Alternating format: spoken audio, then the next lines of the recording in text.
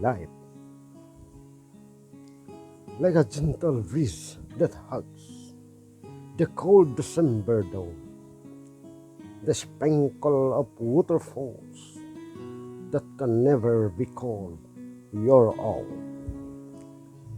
like a book so amusing to read, but reaches its fulfilling end, a subtle smile that comes from the lips, hold it but never last.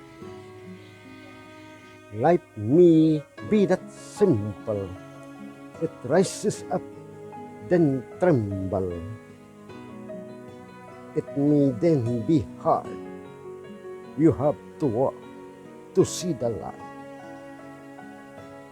and it can be as fresh as the morning dew that helps the lilies and flowers grow.